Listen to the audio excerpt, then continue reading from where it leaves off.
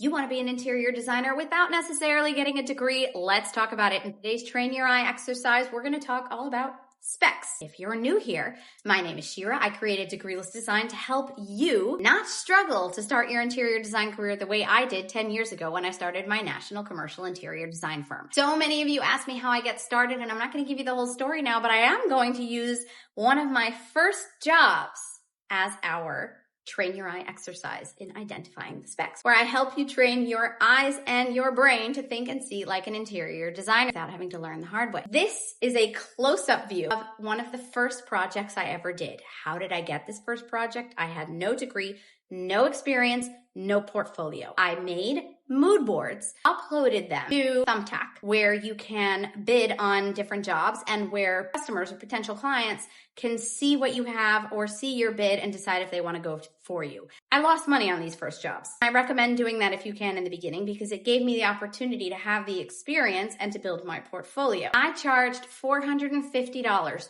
total to design this bathroom. Or if you want to see the before and after, comment before and after. Let's talk about the specs. Specs are specifications. They are the details that you need to be not only aware of, but you need to communicate and document properly. Otherwise, the contractor doing this design or the renderer trying to render it is not going to get it right. It's not going to be what you envision in your head. Every little detail matters. A couple of things that came up here. The placement of the water faucet, the actual water faucet.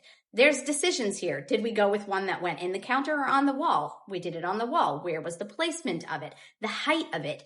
The length of the spout is very important because where does the sink start, right? You ever been to those bathrooms and you're trying to wash your hands, but like you have to like touch the wall to get to the water because the spout is so short, but then you're not really hitting the sink because the sink is not the right parameters?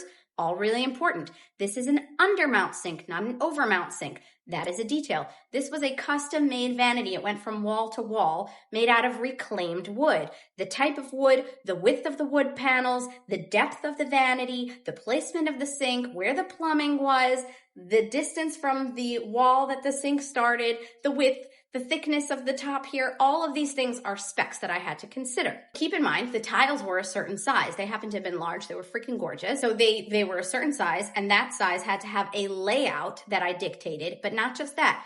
The grout thickness had to be dictated, right? Some people can do thicker grout. You can do thinner grout. I wanted the thinnest. We had to make sure the seams laid in the right place so that it wouldn't have an odd line somewhere in the middle by the faucet.